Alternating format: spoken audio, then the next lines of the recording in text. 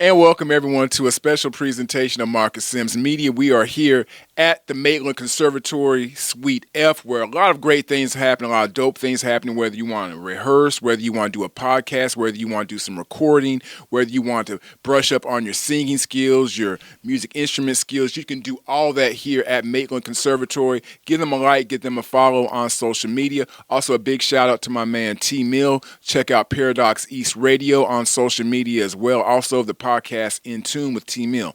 Now, my special guest at this time, admittedly, she was supposed to join me about a month ago. We'll say about 2-3 weeks ago from when it was June's Black Music Month. But a lot of things happened. She's a busy young lady on the campus of Alabama A&M. I had to accommodate her. But we're going to talk all about the subject of hip-hop. And she's going to educate me and you not only about mumble rap, but also about the coping mechanisms and how music can help uplift. It can help you with your mental health and much, much more. So I want to welcome to Marcus Sims Media here at the Maitland Conservatory. Briel Maston, how you doing? I'm good. How are you? Tell us a little bit about yourself. So my name is Briel Maston. I'm from East St. Louis, Illinois, outside St. Louis. I went to high school in Indianapolis, Indiana. Okay. I got to Huntsville in 2018 to go to Alabama A&M. I got my bachelor's in psychology with a minor in music voice. I was a part of the university choir, so shout out to UC. Let's see. I'm a member of Sigma Gamma Rho Sorority Incorporated, and right now I'm getting my master's from Alabama A&M in counseling to be a therapist. So. Awesome. Yeah. So a very busy time, right? And Yes. and you said fairly soon you'll have that master's and you'll be moving on to bigger and better things, doing some great things. Yes. I graduate in December with my master's in counseling. Currently, I'm an intern therapist at the counseling center on campus. So. Yes.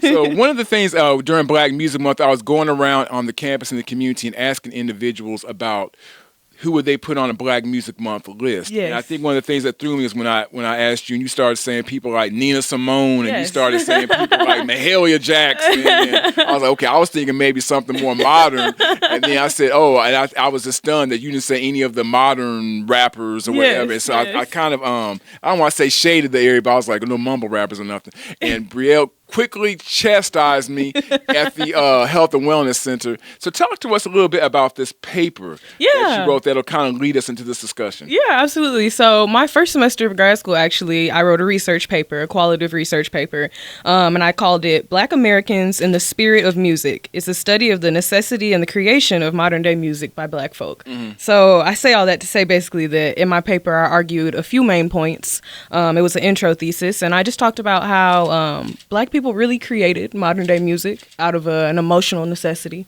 I also argued that music is inherently healing. And I argued that, when you look at music, when you look at mumble rappers nowadays, or when you look at back to blues artists or back to spiritual artists, that the genre might be different, but the theme is the same. That theme of Black people putting emotion in our music is the same. So that's really what I studied in my paper. So a healing factor you're talking about from slavery to now in 2025, where we've seen everything from hymns and on the plantation to now 2025, where we have mumble rap or artists like that. So, and all of these are ways of coping, telling a story, communicating, right? Absolutely.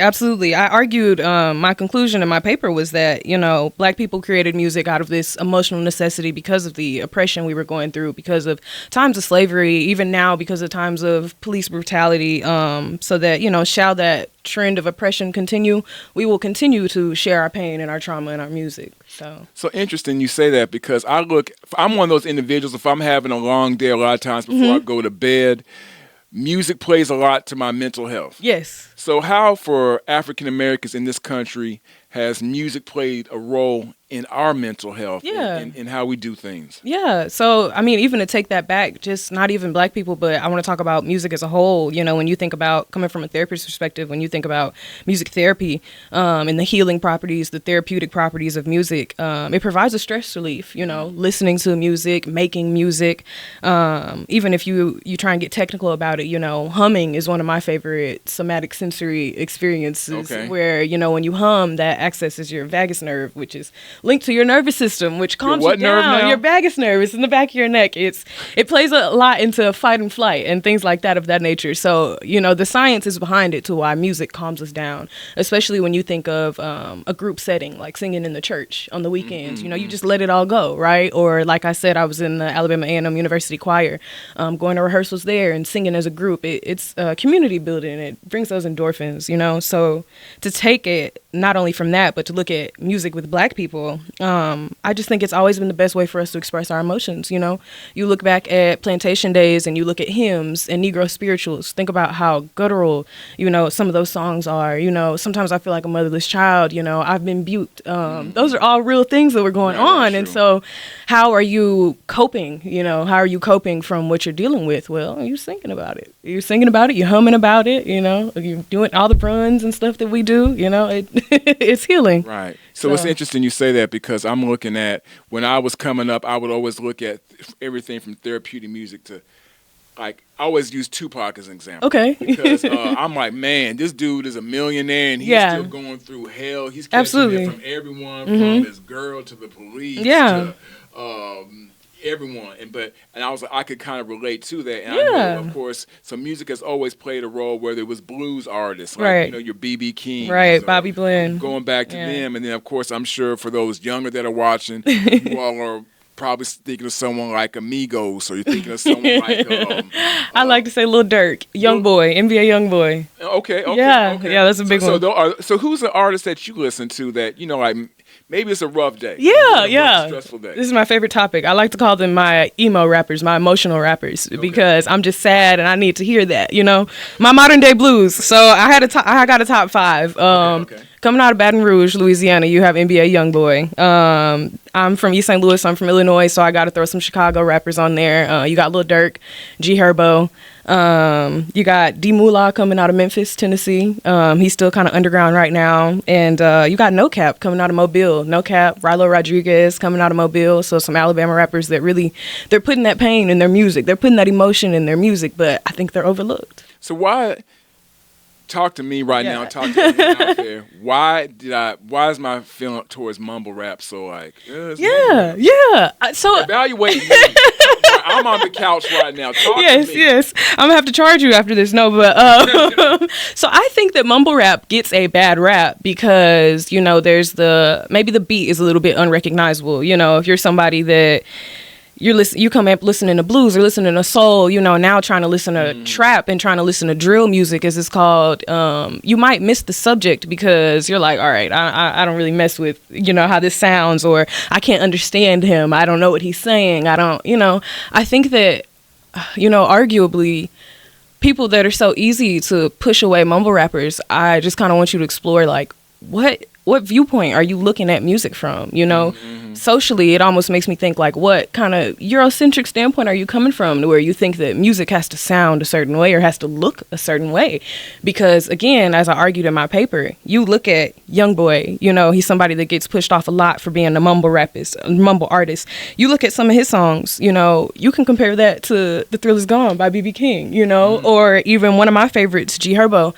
He has an album called PTSD, another album called 25. It's all about how growing up where he's from in Chicago, you don't get that opportunity to turn 25 all the time. How most of his friends are dead, by the time he turned 25. You can relate that back to, Every Day I Sing the Blues, like the themes are there. It's the same. It's the same. My girl quit me, my boss is horrible at work, the police are on me. I don't make no money. We've been talking about the same stuff. So it's interesting you say that from day one. So for all y'all that are hating and aren't fans of mumble rappers, Briel, just know that the content has been, especially in the hip hop genre, because our life experiences are the same. Whether or not you listen to hip hop in the 80s, the 90s, or the 2000s, our experience has essentially been the same. The exact same. And so, and everything, honestly, is not for everyone. But I think it's not one of those things where you would sit there and just say, boo, turn off mumble rap. You can't negate their struggle at all. Right, because I may not follow, but then also I've always prided myself in at least listening. Yeah. And it's because there are, like I just mentioned, Future, but Yeah. apparently I need to broaden my range just a smidge more than Future. Future's already made it. He's big, but Right. But he is one of my emotional rappers. You have a good point. Okay, right, Yeah. right. So I'm gonna add a couple that Briel recommended right there. So, but in 2025, music still can be a healing component, especially for us, right? Because you're around a lot of young people. Where I'm sure at the end of the day, you know what? The refund check didn't come in. I didn't have dinner. I'm broke. I my classes aren't going well, but I'm gonna put on some music. Yeah, absolutely. I absolutely think that music is still healing in 2025 because at the end of the day, it's still providing that same emotional outlet. You know, we still have the same issues, like I talked about.